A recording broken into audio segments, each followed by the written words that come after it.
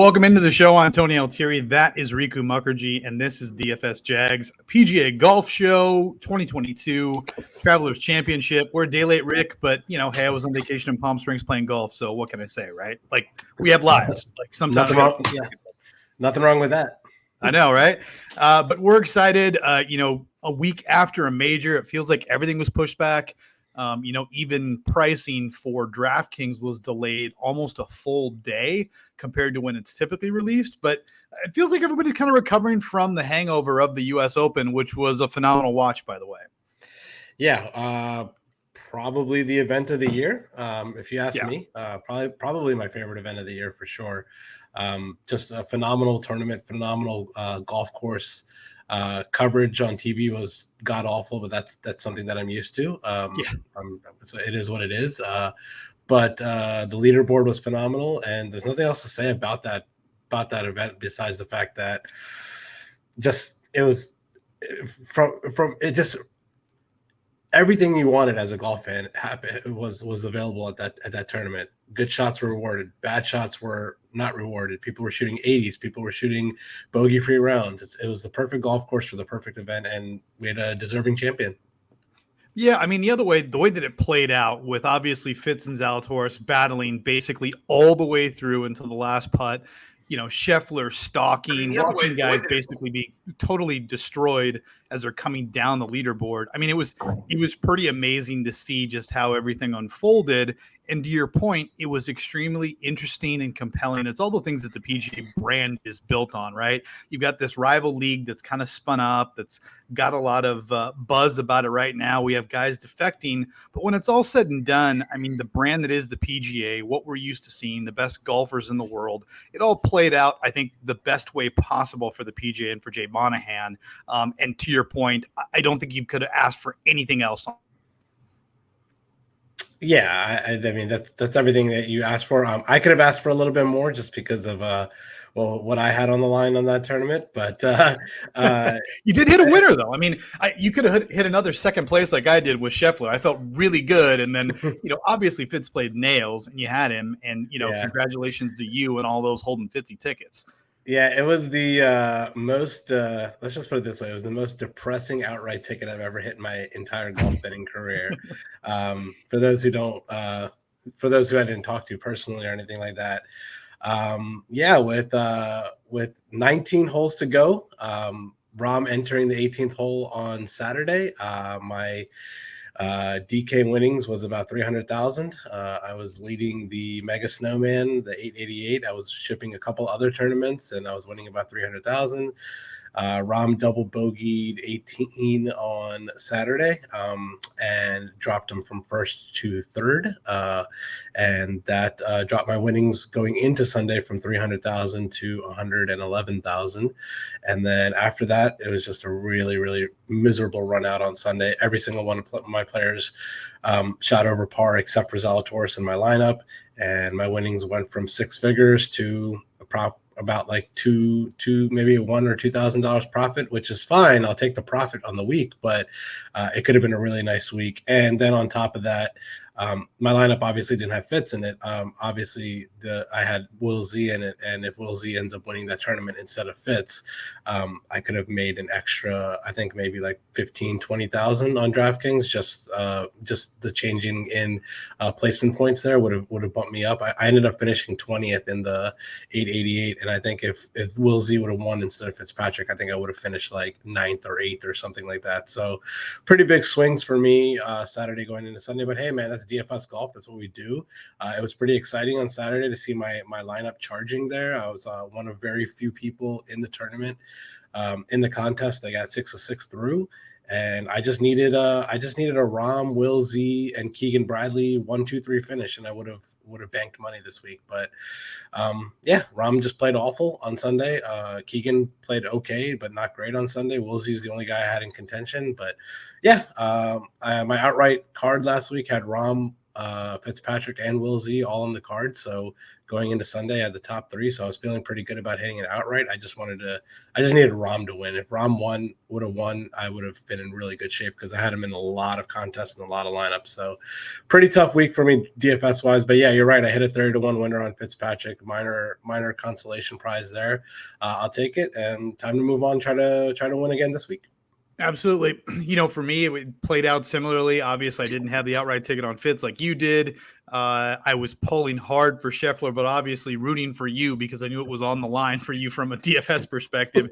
To your point, it didn't play out. For me, it was compelling. It was interesting. I ended up hitting a couple things on DraftKings. I actually hit 2 tickets into the satellite Mega Millionaire, which was kind of a fluke thing that I entered. And a top 40 out of, I think it was like 1,800 people got tickets in, and I got 2 tickets. Feeling pretty good about that. But to your point, it's on to the next week. We got the Travelers from Cromwell, Connecticut. It is a course and a tournament that we're very, very familiar with. I think, Rick, this was one of the first shows that we ever did last year. This is before you became a part of it, when Mike had approached me about doing the show, and we started doing it together before we actually had you come on and do this. So this is the first repeat event from basically last year for us. So I went back and took a look at the notes, at the video. We were coming off of the DJ win the year before. Obviously, he's not here this year, but we do have the winner back. And this tournament was an exciting finish last year, right? We watched Harris English and Cam Hickok basically go, 7-8 times down the 18th fairway, which is a super difficult hole to play, but one of the most compelling tournaments and finishes of the year. Last year, it actually was a stretch of tournaments where we saw, sudden death after sudden death. And so I'm Travelers this week. Yeah, I like this tournament. This is one of the nicer courses on tour. It's a TPC course, Donald Pete Dye design course, and it's a short course. Pretty much anyone in the field is in play. We don't necessarily see bombers win here. We've seen the likes of Kevin Streelman and Chez Reavie and these kind of guys, Jordan Spieth, who isn't the longest player in the world. Like, we've seen them win here in the past. So it's one of those courses that's a staple on the PGA Tour. We see okay fields in this event every year, but this year we have a star-studded field.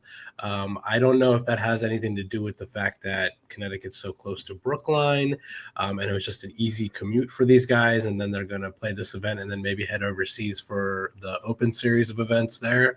Or is it something, well, I don't know, I want to get your take on this. Is it something where Jay Monahan's like, guys, we need you to play these events. Like, we need the star-studded guys out there to, show what the PGA Tour is all about. Because we got the likes of Scheffler, JT, Rory again. Like, these guys are like in and out playing every single week. And I wonder if maybe Jay Monahan is doing something behind the scenes, maybe paying them a little bit extra under the table. We don't know, obviously, but greasing the wheels of industry, huh? Yeah, greasing the wheels of industry that to get these guys to play, which seems like they need to get the word out there that these guys are playing, because obviously the things that are dominating the headlines nowadays in golf is the Live Tour and everyone that's defecting over there. So I like it. I'm enjoying this, and it's a little different than what we had a few weeks ago when it was a star-studded field right at the top and then a big drop-off. I think that was at the Charles Schwab Challenge or wherever that was. But this week, after the top 6 golfers, we'll get into it in a minute, there's not that much of a drop-off. There's good players in the 9K and the 8K range, and I'm loving this field, and it seems like it's a good week for players like us that are into it every single week, where there's a major hangover for other guys that are playing, that maybe they'll take a week off after a US Open or whatever. I'm not on it, man. This is a week to not be lazy. Still good money to be won on DraftKings, 100,000, 250,000 in first place. Good chance for us to win some money, man. So I'll let you talk about the course. Yeah, you hit it off the top. It's kind of a plotter's course. Short, it's not very long. It does demand some accuracy off the tee, but there's no clear-cut recipe where it's like you have to do one thing to win. The only thing in particular that is important to mention is there is quite a bit of water on this course, and it does demand that you are fairly accurate off the tee. But if you look at the guys who have won here, and you rattle them off, Spieth, English, Chez Reavie, Streelman, it's not like the top of the board is always winning this event. The cream rises to the top. anybody has an opportunity to win at this course and to make it happen. And so I think, the key things that are important to me, things that I put into the stat model this week and should help in terms of the kinds of guys that we want to circle around, is obviously ball striking, good drives, opportunities gained, whether you're in the fairway or just off, the ability to get up and down, hit greens in regulation, and then key proximity from 150 to 175. Most of the shots, the approach shots coming into these greens are coming from those distances. And obviously, when we start talking about a shorter course, par 4 scoring becomes extremely crucial, especially when we're looking at par 4s of 400 to 450, which make up the vast majority of the par 4s on this course. And I think it's also important to recognize this field, like you touched on, it's peppered with some of the best guys.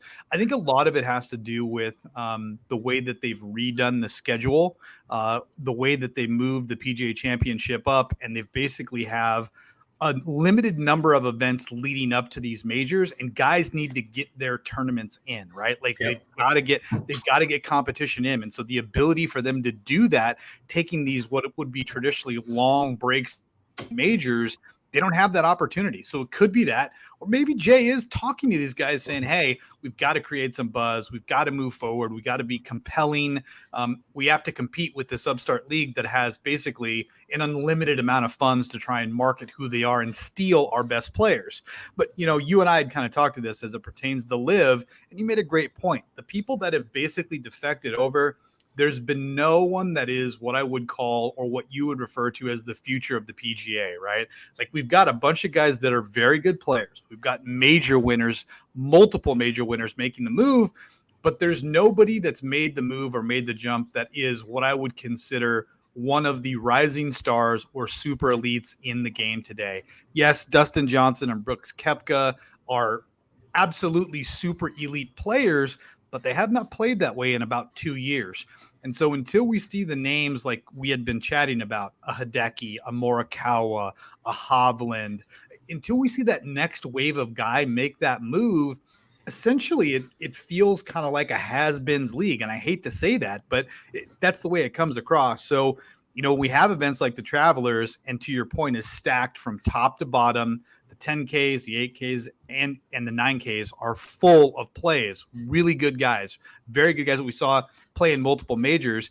It keeps the PGA top of mind and as the premium brand in golf. So I'm excited to get into the field, to jump into it. But let's go ahead and jump into the 10Ks, Rick, and take a look at who we've got this week. All right. You mentioned it. I mean, Scheffler, McIlroy, Thomas, Burns, Cantley, Schauffele. I mean, the top of this board is inarguably the best players. You're missing a handful of guys like Rahm or Morikawa that are not here this week.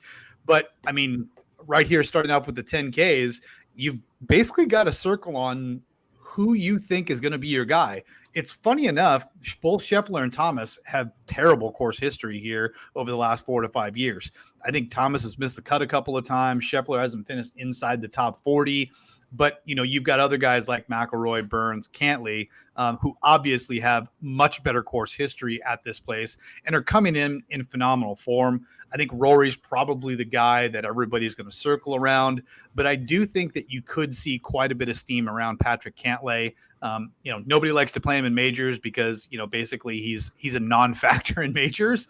But, in these kinds of events that demand accuracy and ball striking, this seems like it's tailor-made for the Patrick Cantlays of the world. Yeah, let's start steaming him up right now, because that's my guy up here, man. Patrick Cantlay is my play up here. I bet him outright. I got him at I think I got him at like 16-1. I'm all in on Patrick Cantlay this week. He is one of those guys that I think I've just made a decision on, that if it's a Pete Dye design course and it's not a major and it's not the Players, I think I'm just going to play him no matter what. He is the number one player in the field strokes gained total when it comes to Pete Dye design courses, TPC courses, short courses. These are the courses that Patrick Cantlay just dominates at. We know what his pedigree is. We know how good of a ball striker is. He literally just won at RBC Heritage earlier this year, which is a similar type of course, I think, to this course. And he didn't win that tournament. He almost won. He went to a playoff against Jordan Spieth. I'm sorry, he didn't win that tournament, but you know what I mean. I mean, he was right there. He should have won. So Yeah, I mean, this is Patrick Cantlay. This is a spot for it to go to him, where you have the names of Scheffler, Rory, Thomas above him, and then you have the names of Sam Burns above him and Xander right below him. So I think he could potentially get squeezed a little bit here, ownership wise, just because he just isn't the most exciting player to play in the world. Last week at the U.S. Open, I think he finished 14th, which is probably one of his better major finishes of his career.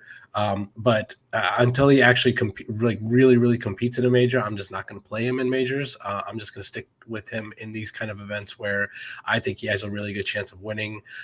He's definitely my favorite play up here. He's definitely the guy that I'm going to have the highest percent of my lineups ownership wise. As far as even to the field goes, definitely going to be way overweight on Patrick Cantlay here. My second favorite play up here. Tough call, man. I think I want to go back to Rory. I really do, especially given his form, given his course history here and stuff like that. I feel like I might be gassed a little bit, man. The guy's been playing nonstop, like every single week for God knows how long. So the second favorite player here is tough for me, man. I mean, probably Scheffler, but he has an 11-2 price tag. Burns is a good play at 10-4. I really don't know, man. I really don't know who I want to go to after Patrick Cantlay. I'm probably going to sit here and say Rory, but I have a day and a half to change my mind here. But I'm probably going to say my second favorite player is Rory in this range. Yeah, it's funny. I think Burns is also getting steamed up, to use your term, quite a bit. Obviously, he fell apart on Sunday in the U.S. Open, but played phenomenally basically all week up until that point. And because of the price tag, him and Patrick Cantlay at 10-4 and 10-2 seem to be the most popular guys in terms of who people are talking about in podcasts and other shows. And then in some of the ownership projections that I've seen, at least early, it's a Tuesday night, so things can change massively by the time we get to Wednesday afternoon or Wednesday evening. But those two guys seem like they're catching the most steam. I have a similar feeling as you with Rory. It just feels like the world has been on his shoulders now for the better part of about 2 months. And, Scotty Scheffler just gets to kind of cruise along, man, play golf, be this happy-go-lucky guy from Texas, and nobody jacks with him, and he just goes out there and does his thing. So, I mean, I love Scheffler. Again, I recognize that his course history isn't great here. The other guy that, interestingly enough, he's also not the same player as he was last year. Come on. Oh yeah, no, absolutely, and I think that's an important point to make. Is Scotty Scheffler has elevated his game to a point where he is the best player in the world at this point in time. Every single week he is in contention, and the guy that he was last year was a good player, but not nearly the caliber that he is today. So I totally agree with you. The other guy that's interesting that I'm going to take a hard look at is Xander as well, just because you're getting that price break at $10,000 right at the bare minimum of this range. So, I'm interested to see where he ends up. Early projections, and again, just listening to people talk, he hasn't been catching the kind of steam that you would typically see him get. But again, we haven't seen Xander Schauffele win an actual golf tournament in so damn long. I don't know if it's worth making the investment in him versus a guy like Scotty Scheffler, who seems like he's in contention basically every week. Yeah, I'm out on Xander this week, mainly because I like Cantlay right above him, and then like we'll talk about in the next range, I really like Spieth right below him. So for me, Xander's going to get kind of squeezed out for me for sure. But yeah, just kind of echoing your point there, Scheffler is probably the best play between him, Rory, and JT up there, just because of how good he's been playing this year, and his form over the course of the last 6 months has been just phenomenal. He is a different player than he has been like the last 2 years of this tournament. So, and this course seems like it's perfect fit for him, and just something that he's phenomenal at is, those getting, at a course like this where you just kind of have to plod your way along, and distance is not that important. He can scramble, grind out, make pars, stuff like that. He's going to be in contention. I mean, there's just no doubt in my mind that come Sunday, we're going to be like, oh my God, there's Scotty Scheffler again at, 10% ownership within the top 5. And we're just going to be like, oh, why didn't we go all in on Scotty Scheffler again? Who knows? Yeah. Yeah, I mean, the other guy that'll be interesting, again, I want to track ownership tomorrow, is Justin Thomas before we move on to the 9Ks, just because I think he's coming off a not so great finish at the U.S. Open where he basically was nowhere to be seen. and he doesn't have great course history here. The couple of times he's played this event, I think he actually does have a missed cut here. And I think a lot of people are going to forget about him. So if you can get a guy like Justin Thomas, inarguably one of the best players in the world, at, I don't know, 8-9% ownership, like that's a compelling argument from an ownership theory perspective. I think people are tracking him anywhere between 10 and 12, but if he dips below, 10% ownership in some of these big tournaments, I could see myself taking Thomas just from a simple game theory perspective, trying to gain some ownership on the field. I don't think he's going to be that low. I think in all honesty, I think he's going to be higher owned than Rory in this range. Surprisingly. You think so?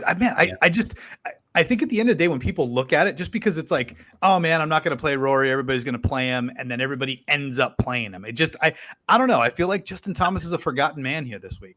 I don't know. Maybe you might be right about that, but right now I'm seeing, on a Tuesday evening, I'm seeing 16% for Justin Thomas and 13% for Rory. So pretty close. It could go either way, but I would not be shocked if JT is the most owned person here.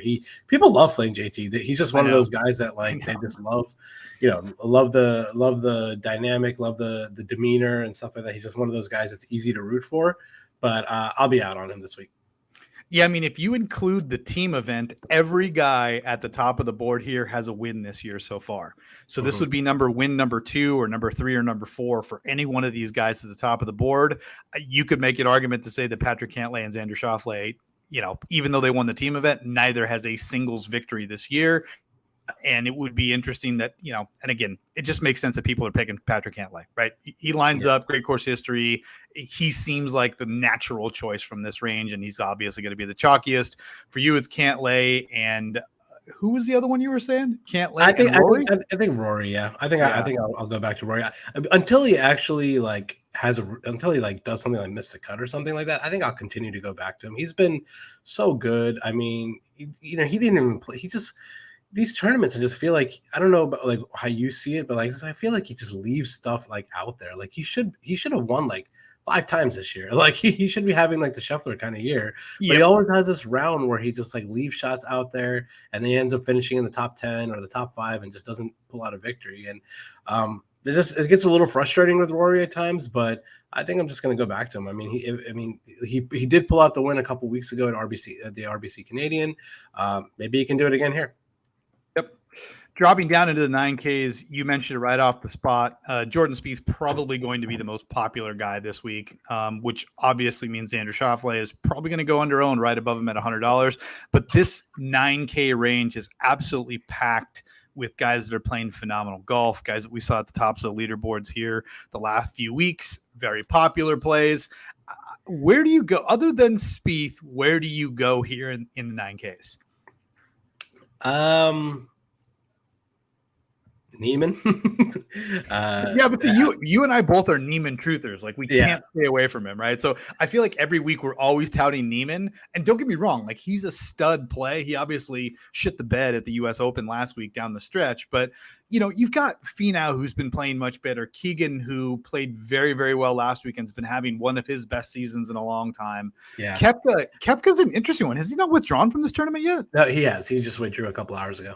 Okay, so Koepka is definitely out. Yeah. You've got Fleetwood, who, again, when you talk about what Fleetwood does well, this course should line up perfectly for how he plays. I actually I like Seamus Power, 9,100. Yep, a lot of people are talking to Power this week, dude, and he seems like he might be the chalkiest guy. What about Sungjae Im? I mean, everybody was all over him last week. He misses the cut, and now nobody wants to play him. Well, he missed the cut and his price went up $2,100. So I know, right? You tell me. No, I was on Sungjae last week. He was in one of my main lineups, and he obviously was the ultimate example of a chalk bust last week. He was the highest owned player on the slate. But a nice little flop black situation here where he missed the cut last week, and his ownership might be depressed a little bit this week, especially being right below Spieth, who's going to be very popular. I don't mind the Sungjae call. He's been all right recently. Me personally, I have my own biases, and I think I'd rather go to Spieth above him and Neiman below him, Power towards the bottom of the range. I don't really like anyone else in this range, to be honest with you. Sungjae, I can pass on. Finau, I can pass on his really bad course history here. I think 3 missed cuts in a row. Keegan, coming off of an emotional week at the U.S. Open where he was like the majority crowd favorite at that tournament last week. He might have a little lag kind of situation. You can't deny how good Keegan has been playing this year. This is a home game for Keegan, basically. I mean, we're halfway between New York and Boston here in Cromwell. It is, and Mike, our producer, was making fun of me last week for playing Keegan, and he was in my main lineup, and he was one of the reasons why I almost won 6 straights last week. So I definitely like Keegan, but getting this price bump up to $9,400, and he's going to be probably going to be a little bit more chalkier than normal. I can easily pass on him and just go down to Seamus Power, who we like in short courses, birdie fest, situations like Pebble Beach, and other courses that he's played well at. Like he won. What did he win last year? No, he didn't win John Deere. He won Barracuda, maybe one of those tournaments. I don't remember. I remember going into Pebble Beach. He was like one of the favorites, and then he absolutely got murdered on Saturday. Yeah, on Saturday he fell apart at a course that he absolutely hates. Either Spy. I can't remember which course. Monterey Point, maybe. Monterey Point. That's where he fell apart. Yeah, but Seamus Power, I like him at short courses where it's going to be sort of a birdie fest, and I think this week it's supposed to be soft. It's supposed to be raining like all week until like Friday, so we're definitely going to get some soft conditions. So I feel like the scoring is going to be kind of low this week. I think it could get into the high teens, maybe even -20 could win this tournament this week. So I definitely like Seamus Power in this range. So I'm gonna rank my plays here: Spieth 1. Power 2, just because of the price break, and then Neiman 3, and then all the other guys in this range I could not play, be okay with not playing, especially with the fact that I love almost everyone in the 8K range. We'll talk about that in a second, but I don't really care to go to anyone else here. Varner's a little interesting at 9,000. I feel like he's really, really close. He's made the I don't know if you guys heard in the news or not, but he's made the commitment to the PGA Tour now. I think he was going to jump over to Live, but our boy Michael Jordan talked him out of it because I guess he wears the Jordan brand, and Jordan didn't want to be associated with the Saudi Arabia league and all that stuff. So Jordan had a nice long conversation with Harry V and told them to stay on the PGA Tour, and Varner said, I'm out on the Live Tour. He's going to stay on the PGA Tour now. So I like that he has that backing from Michael Jordan, and he's close, man.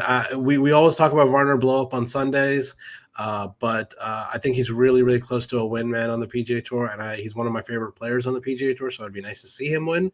But I think he'll be a close 4th for me as far as playing a player in this range. Yeah, I mean, for me, if I'm going to pick my top 4 here, I'm with you on Spieth, just like everybody else. It's hard to imagine not playing him, especially because he is the best guy in this range. But I love Keegan, man. You made all the points that you gave about Keegan's season, how he's playing. I love him. So Keegan's probably 2 in this range for me. And then I think Neiman and Sungjae are kind of 3, 4. I do want to see where ownership ends up with Sungjae, and that could ultimately lean or push me that direction. But I guarantee that I'm going to have Neiman sprinkled in as well. I do like him a lot here. And again, when you're talking about a guy that needs to be good off the tee, hitting fairways, that Neiman is he's such an immaculate ball striker. So it's so hard for me not to play him each and every week, but that would be my 4 from this range. Yeah. Ownership's pretty flat in this range, to be honest with you. Like from Spieth down to Varner, it's looking like pretty even from like 10 to 16%. So nothing really that you could, make a complete like a chalk like fade on. Spieth is obviously coming in the highest here at 16-17%, but I mean, if you like someone here and you want to go overweight on him, like if you're high on Tony Finau this week, you can easily go overweight on him because it seems like it's pretty flat, like the ownership wise. So it's a good chance to make a little stand there. Do you think we could actually see Tommy Fleet? We thought Matthew Fitzpatrick win his first tournament ever on the PGA Tour. It happened to be a major, but maybe this is Tommy week. Finally, like he's playing better. I don't know. Like Tommy Fleetwood, it seems like this course sets up very, very well for him, right? Put the ball in the fairway, very good on approach, get a hot putter. That is, at least from my perspective, the only way that Tommy Fleetwood ever wins a golf tournament is when he's doing those things.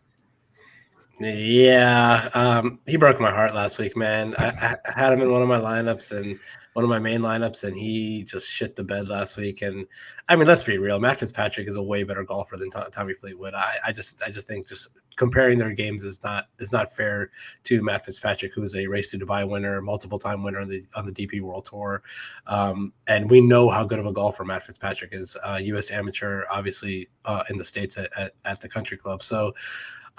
Yeah, with all that being said, maybe I don't know. I don't think I could really go to him. I think I'd rather save the $100 and go to Seamus Power right there. But I could see Tommy competing here. I mean, I kind of like Tommy more on difficult tracks, but last week was a difficult track and he played absolutely terrible. So I don't know. I think I'm out on Tommy this week, which is not something I usually say because he's one of my favorite golfers. But 9,200 on Tommy is a little risky, to be honest with you.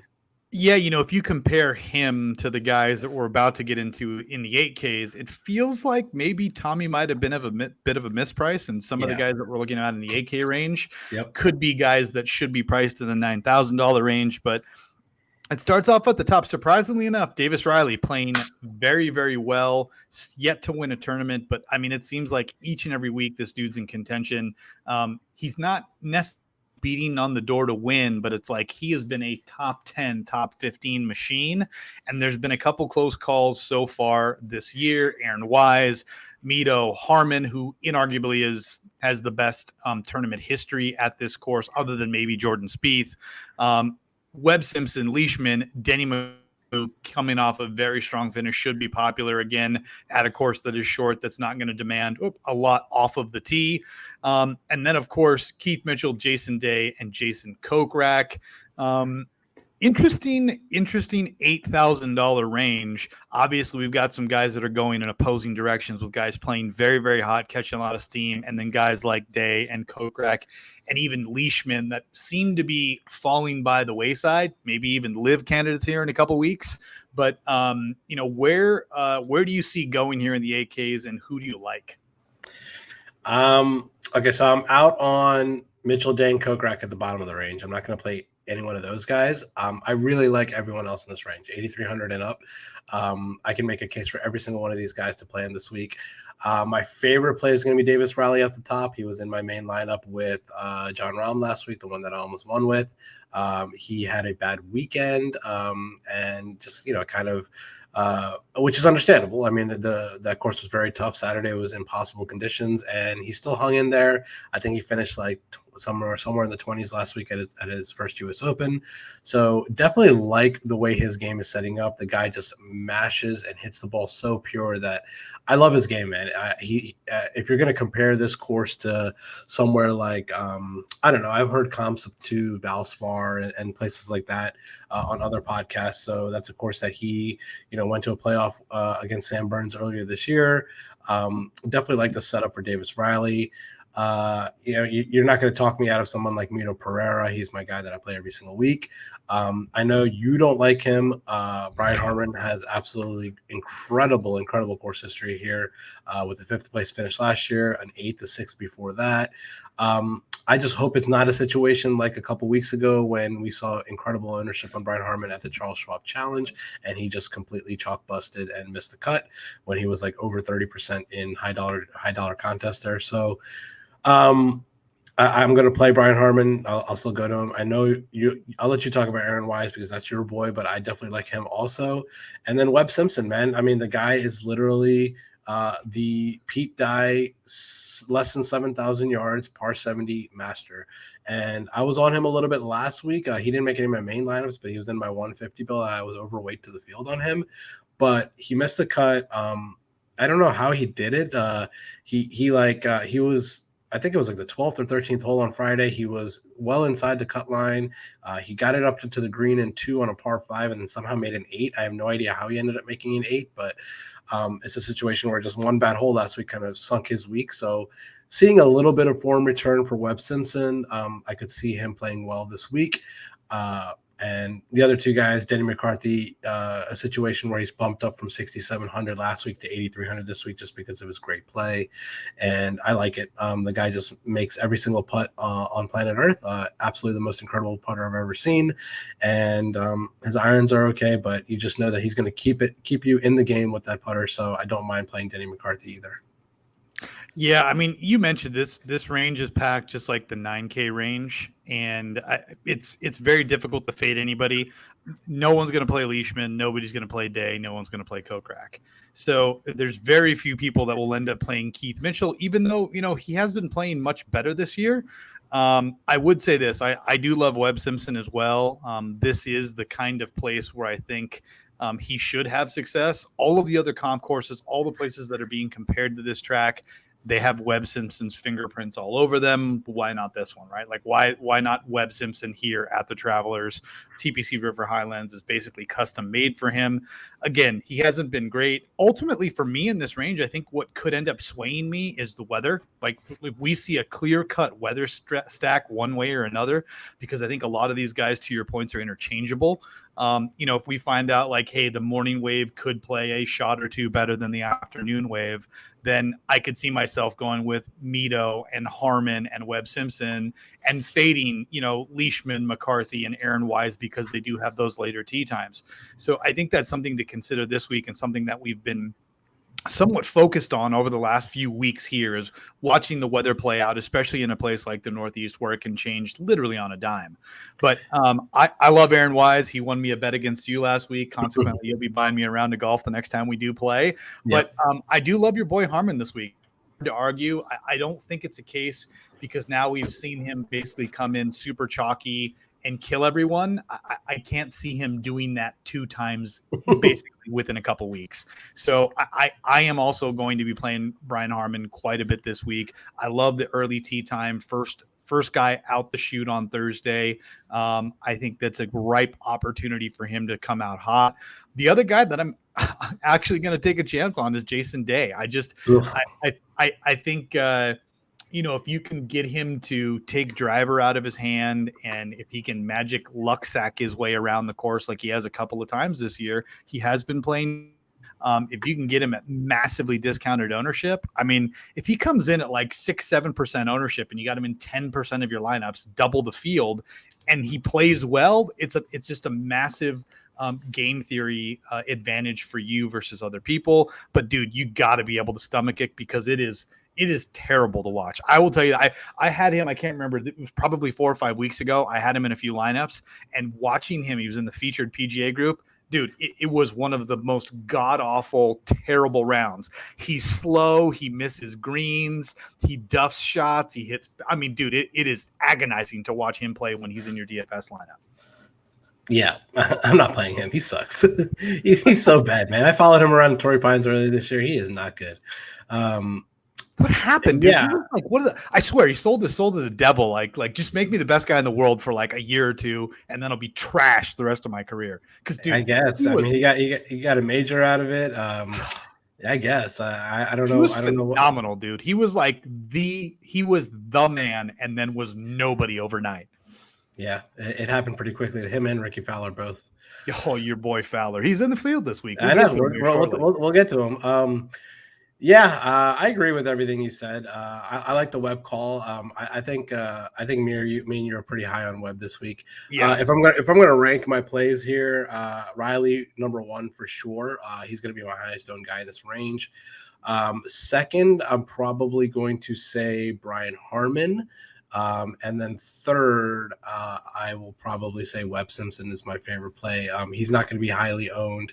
I like him as a nice little spot to get overweight on him. So, I think those are my 3 favorite plays. But like I said, I like everyone up here from 8,300 and above. I'll definitely have some of all these guys in my lineups. Ownership, as far as right now, seems pretty flat-ish, I guess. Looking like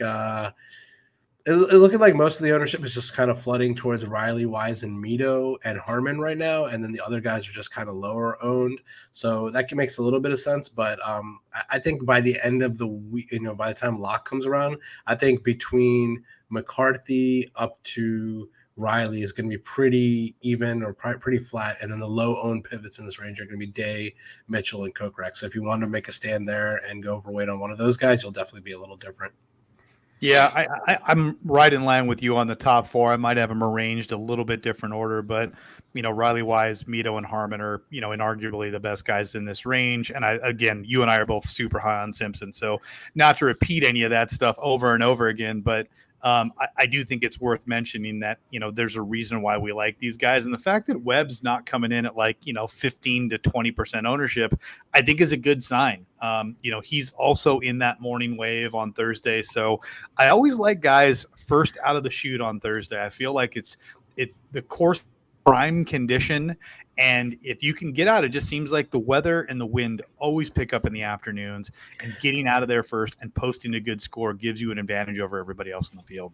Yeah, a little early look at the weather this week. It doesn't look like the winds are going to be an issue. It looks like winds are going to be pretty calm and standard throughout the whole week.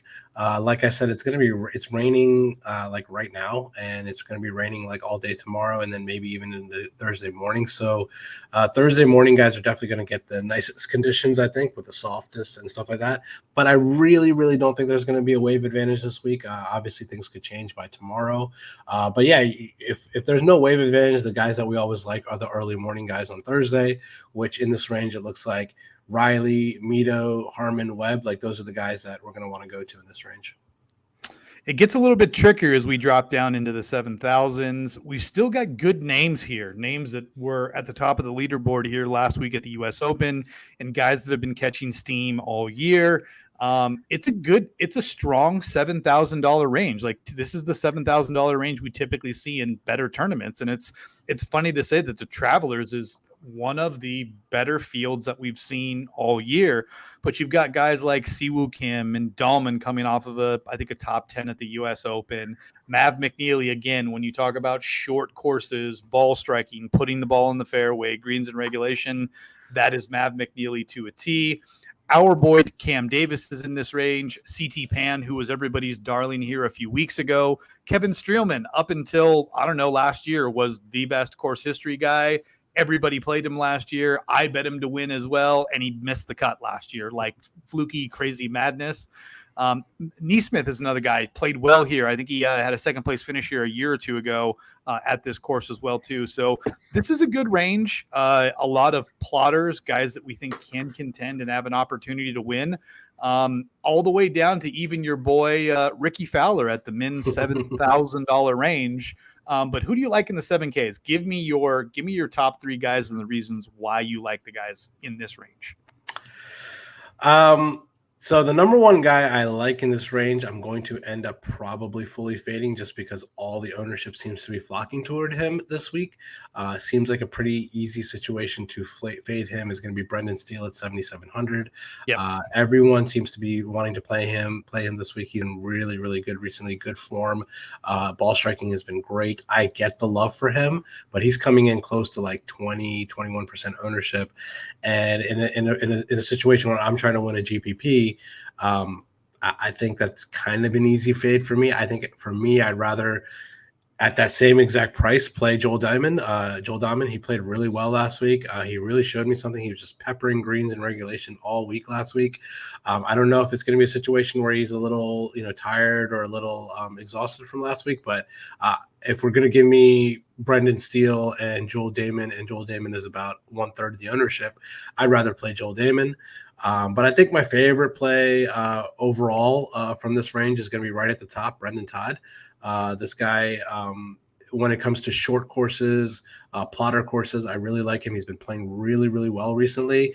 If you remember a couple years ago, I think it was a couple years ago, the year the DJ won, Brendan Todd was the leader going into the back nine that year, and back nine on Sunday. So he just kind of choked a little bit. I think he duffed a couple into the bunker or something like that. I don't remember, but DJ stormed back and won that tournament.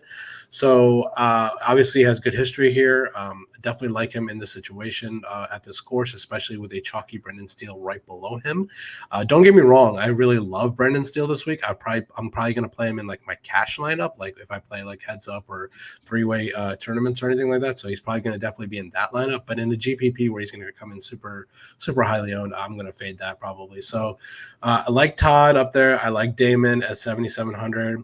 I'm out on Mag McNeely, man. This guy, he keeps getting these buzzes and these steams from people in the industry, but he just sucks, man. I mean, he just can't. He doesn't have a finish better than like 30th place in the last like 6 months. I know. I'm out on him, man. I'd rather much play KH Lee right below him, who's like a TPC course master, and Siwoo Kim, who's a peak DI master, right below him. Defending champ Harris English, who made the cut last week at the U.S. Open, actually showed me something a little bit last week. I'd much rather play those guys than Maverick McNeely. Everybody talks about how good Maverick McNeely is, how good he is, blah blah blah blah. I'm like, dude, this guy is not that good. He just does not, finish well in tournaments. So, rather go to those guys right below him. But yeah, like you said. Our boy at 7,500, teeing off 7:15 in the morning. Cam Davis, love that play. He is so good at shorter courses, and he's also really good at peak die courses. So I definitely like him at 7,500. He's going to be coming in super low owned. I'm seeing like 6% right now, so definitely going to be over the weight on Cam Davis in that range. So for me, I think it's in the upper 7K range. My favorite play is going to be Brendan Todd. Second favorite play is going to be Cam Davis, and third favorite play outside of Brendan Steele, who's going to be the cash game play, is probably going to be Joel Damon at 7,700. Do you have any thoughts about any of these upper 7K guys? I mean, I love Damon the same way that you do. I like that his game sets up perfectly. We watched him finish well at the U.S. Open. I think he's going to be super chalky, but I do like Damon a lot. I think like you, Brendan Steele's just getting talked up everywhere, and rightfully so. He's got phenomenal course history. He's been playing extremely well. He's got a number of top 10 finishes here. Coming into this event, so I totally get it. I like Siwoo Kim here. You basically get the boom or bust with Siwoo Kim, but I love him there. Love the Cam Davis call. And I'm also not afraid to go back to a guy like Kevin Kisner. You talk about a plotter's course, the course where length is not going to be one of the course's major defenses. Kisner seems to set up well. It seems like every other year he's either finishing in the top 15 or missing the cut at this tournament. So since last year he finished 5th, he's probably going to miss the cut, but I will have some Kisner sprinkled in into my lineup. Why is he still on the PGA Tour, by the way? You know what? So Kisner is heavily involved, like with he represents the golfers. He's the voice of the golfers in negotiating with the PGA Tour. So when they do it's not collective bargaining, but when they get together and talk about what the players should get and the players committees, those things, he's heavily involved in those kind of things, kind of like Charlie Hoffman is. So okay. I think because of those commitments, I think he probably is not a guy. And the other is I don't think the Liv has extended him shit.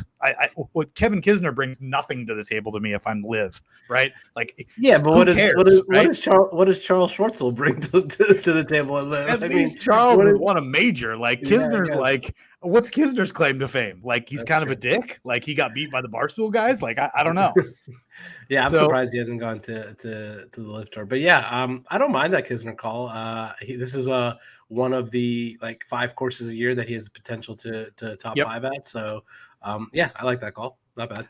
The other 2 guys that I did want to mention before we jump down to the 6Ks or before we go beyond this range that I also like, Mac Hughes coming in very good form. He has played well at this course. I think he's made 4 out of his last 5 cuts here. So I like Mac Hughes. The other guy, even though he's never played this event before, but again, all the narrative things that we talked about, your Indian brother, Aaron Rai. Like I like Aaron Rai a lot as well too. When you talk about putting the ball in the fairway, greens and regulations, I don't think he has a kind of game where he can win this tournament, but I do think that he can play well. And if you're playing DraftKings, and you're grabbing guys at $7,400, you want a lot of made cut equity. And to me, at least from my perspective, the stats, he ranks 6th in good drives. He's 14th in opportunities gained. He's 17th in fairways. Like that seems like a good rep. If I'm playing guys like Webb Simpson and Brendan Todd and Joel Damon, Aaron Rai does a lot of the same things. And so I like the aspect of playing a guy at $7,400. To me, that gives me a lot of made cut equity. Yeah, I like Aaron Rai too. I think his TD Green game has been pretty good, but like you, I don't know if he has winning upside. Yep. Like some other guys in this range that I think have winning upside. I think Luke List has winning upside. Uh, Absolutely. I think someone like uh, who else here? Emiliano Grillo, at 7,100, who's been playing well recently. I think he has winning upside. Some of these guys, Sepp Straka has winning upside. I just don't think Aaron Rai has that winning upside yet. He's won on the European Tour, but I don't know if he is good enough to win on the PGA Tour. We'll see. Maybe if he gets rid of one of his gloves, he could win. But this guy wears two gloves when he plays, or the iron head covers. One of the or the iron head covers. Yeah. But yeah, just the names to name the names of the guys I like below 7,500. I do like Aaron Rai. I'll definitely have him in my GPP lineups. I like Lahiri. I like all the Indian guys here. Rai, Lahiri, Tigala. Those are my boys right here in the low 7K range. I like Grillo, like I just said.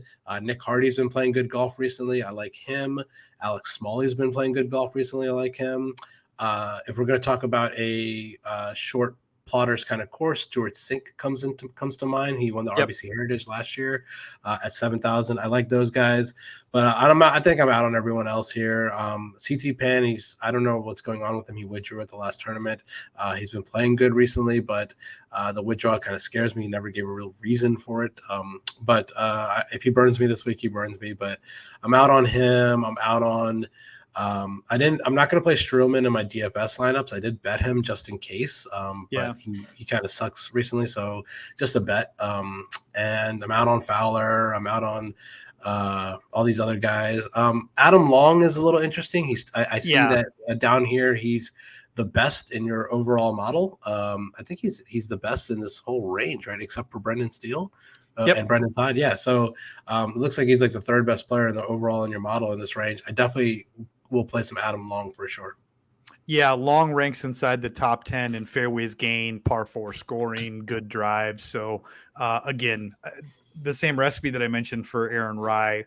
Adam Long scores fairly highly in all those statistical models. He's got a couple top 25s here, and he's coming in a decent form. He's made 2 out of his last 3 cuts. So Long is a guy that I like. The other guy to at least throw it out there, even though his form as of late's been trash since he's won, is JJ Spawn. Spawn's got a decent track record here. He's made a bunch of cuts. And again, he ranks inside the top 20 in that those key statistics that I threw out there: fairways gain, proximity from 150 to 175, and good drives. So JJ Spawn, I would not be surprised to see him play well, at least making the cut. And when we're talking about guys at $7,000, like I said, when you get below $7,500, you want somebody to make the cut. And I think Spawn has the kind of game at this course from a course fit perspective where I think he can provide some equity and some stability way down the board.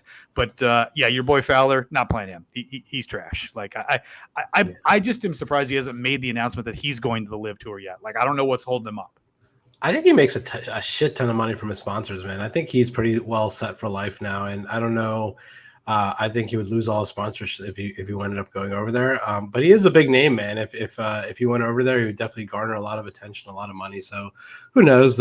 Could be home issues. I mean, he's a dad now, and he lives this cushy life in Florida, shooting commercials all the time and stuff like that. So I don't know. But shit, if he's only got to play 8 tournaments a year, he's got more time to hang out and fish and spend time with the wife and kids. I mean, if they're going to pay, Phil $200 million, they got to be willing to give Ricky $100 million. Yeah. Yeah, let's move on to the 6K. Before we move on to the 6K, the one sneaky play I had in the 7K, and he's overall a pretty trash player, is Cameron Champ at 7,200. I love Champ this week. I will be betting Champ this week. Yeah, I don't mind playing some Champ at 7,200. I think that's a pretty fair price. He's been kind of trash recently, but he's one of those guys that also has winning upsides and tends to just pop at tournaments randomly and just win them magically. So, one of those guys that's a boomer bust player. Yeah, especially on a short course with a lot of water. I can't remember where we saw him last win. Was it in Detroit that he won that tournament? No, it was the one in Minnesota. Yeah, he won the tournament in Minnesota. And if you look at the setup of that 18th hole, it's almost identical to the 18th at Cromwell. It sets up exactly the same. So I love the Champ call. He'll be on my betting card this week as well. Getting down to the 6Ks, this is the one area where, dude, if you got to go below like $6,600, it is terrible. I mean, the options below, like from 65 and under, it gets super rough, super fast. And I think based off of the way that most people are talking about lineup constructions, you should not have to go down here. You can see that really there really isn't much to be excited about below $6,500. But just to do the game and name names, right? Everybody saw Callum Tarrant, play well at the U.S. Open here for a couple rounds. Bryce Garnett is a guy at these shorter courses. He's not very long, but he puts the ball in the fairway. He's got very good around the green game. So even if he does miss on approach, he's usually able to get it up and down. But your boy Stalding's at the top of this at 6,900. He's interesting. Glover and Smotherman. I mean, Smotherman, the stats love Smotherman. He just hits fairways, greens regulation. He just can't putt. But if you're looking for a guy to make the putt at $6,800, that's the guy you should play. You should play Austin Smotherman. Don't play anybody else. Johnson has great course history, but he's also 156 years old, so I will not be playing him. Other than that, the only other guy that I'll probably take some darts on down here, Malnati, Plotter's course, could see him playing well. And then my boy Lipsky. Like I play Lipsky almost every single week, so I'm not going to stop playing him. And again, what I think about the names down here, would it surprise me if David Lipsky won a PGA Tour event? Yes, but he's won before on the DP World Tour, and I think he's got the kind of game where he should be able to contend. But I like Lipsky down here probably of all the guys. But Glover and Smotherman, the two guys I'll probably end up playing if I have to. Everybody else I'm kind of weary of. Okay. Unlike you, I actually like some names below 6,500 and below. I'm going to definitely be clicking on a couple names down here.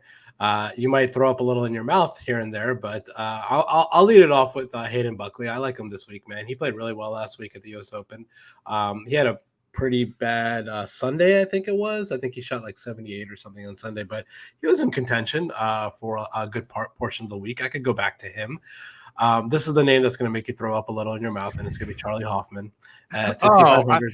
I thought for sure you were going to go to your boy at 6,400. Rory? I'll let you get there. No, I'll let you get down there, but go ahead with Hoffman. Oh, I'm going to go to him next. Don't worry. So Charlie Hoffman, 6,500. The guy has phenomenal course history here, and he's actually made 2 out of his last 3 cuts. He's actually looking like he's turning around the ball striking a little bit. You do not have to convince me to play some Charlie Hoffman. I literally played the guy every single week last year on DFS, and I have a thing for Charlie Hoffman. If he's going to show me a little bit of life at 6,500, where all I need him to do is make the cut, maybe he's finally got over his injury situation and stuff like that. So I definitely am going to sprinkle some Charlie Hoffman on him. No one's going to own him or anything like that. So I think I might even sprinkle a little bet on him. He's on my betting card right now, but I think I saw like a 300 to 1 on him earlier today. So Charlie Hoffman. But yeah, 6,400. I'm definitely going to go back to him, man. Chris Gotterup. This guy is so effing good, man. I cannot get enough of him. Yes, he played his first tournament a couple weeks ago, and he was super, super nervous. Whatever the situation is when he missed the cut, but the dude made the cut at the U.S. Open last week. I mean, come on, why not go back to him? He is so good. He is not the type of golfer that's like a Norman Zhang, like these. He's not like that type of, even though Norman Zhang won on the Corn Ferry Tour last week, but he's not that guy where he needs to grind on the Corn Ferry Tour. This guy is a PGA Tour player, and he is the Haskins Award winner. He's the best college player in the country. I am going back to Chris Gotterup here at 6,400. I think it's a good situation to go back to him. The guy literally made the cut in a major last week, and I will take that this week in a much weaker field. I don't really have anyone else below 6,500 here that I like. Taylor Moore at 6,300 is a little intriguing. Bill Haas at 6,100, who just makes cut after cut every single week. A little bit interesting, but I'm probably not going to really play those guys. But yeah, definitely below 6,500, my plays are going to be Buckley, Hoffman, and Gotterup. Above 6,500, my favorite play here is going to be David Lipsky at 6,700, just like you. I think it's a good situation to go back to him after he burned everyone when he was priced 7,200 a couple weeks ago and missed the cut. And he was super, super chalky. So his price gets bumped down to 6,700. He's been playing really good golf. I'm not going to be deterred by a missed cut at a tough course at the where I don't remember where that was, RBC Canadian or something like that a couple weeks ago. So I'm not going to be mad at that. I will go back to him at 6,700. I'll play a little Kramer Hickok just because of how well he played here last year. He hasn't been playing that good recently, but I'll take a shot at him at 6,700. And other than that, EVR withdrew at 6,900, so don't play him. I don't mind Lucas Glover, like you said. I don't mind Austin Smotherman, like you said. John Ha has been turning things around recently. I don't mind Johnny him. question marks. Yeah, I like Johnny him as question well. marks. Danny Willett has been playing decently recently. Don't mind him. Scott Stallings at the top is okay.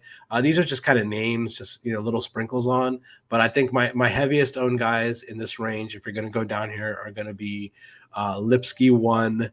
I'm gonna go heavy on Goddard this week. Goddard's my boy. I'm gonna go heavy on him. He's my number 2 play this week, and my third favorite play in this range is probably gonna be Lucas Glover at 6,800. The only 2 guys that I'll throw into the mix that I will have in my DFS pools this week, just based solely on course history and really nothing else, are going to be Hank Lebioda and Tyler Duncan. T-Dunks ranks out pretty highly in the model. It's because he's made 4 straight cuts here. And if you look, he's got, I think, 2 out of his last 3 cuts he's made, along with the top 15 at the Charles Schwab. So T-Dunks will be in some lineups. And then Hammer and Hank Lebioda. He had a T5 here last year, I believe, and he's coming off a top 30 finish at the RBC Canadian. So I'll have Lebioda and Duncan mixed into my player pool this week. But why don't we go ahead and jump into Rick? I don't have a card yet. Like I said, I'm just got back from vacation, so I haven't even looked at the odds. But I do like your card, dude. I like it. It's concise. A lot of the guys we talked about in the DFS pool, and you've got some pretty solid numbers just based off of the preliminary research that I've done. The Spieth number is fantastic. The lowest number, or I should say the highest number I can find on him right now is 20. So that's a really good number. And then both the Mito and the Wise numbers at 50 are strong. Dahlman, you've got it at 100. I've seen him as low at 65 at some places. So good card. Yeah, I'm excited about this card. I got a little extra money in the bankroll last week from the Fitzpatrick cash, so I will be sprinkling those bets on on my card here. My highest unit play is going to be Patrick Cantlay at 14-1. Yeah, I got the Spieth number. I love it at 25-1. Riley, Wise, Harmon, Mito, everyone there in the 8K range that we talked about earlier. I love all those guys. I think the winner is going to come from one of those 4 guys, to be completely honest with you, if it's not Cantlay or Spieth. And then for my bombs here, love Brendan Todd, love Joel Damon, Cam Davis, Kevin Streelman, and Kramer Hickok at 280-1. So those are my bombs there. Those are my main plays on the left. I think I have room for a little bit more here if I wanted to, just because I got a little bit of extra cash. I'll definitely put a little sprinkle on Charlie Hoffman at 300-1. And then I don't know if there's anyone else I really want to play in the middle there. Maybe Seamus Power. I saw I think I saw a 40 on him or something earlier this week. So maybe a little click on Seamus, but I might just wait and see how the tournament's turning out and maybe put a live bet in on Friday or Saturday.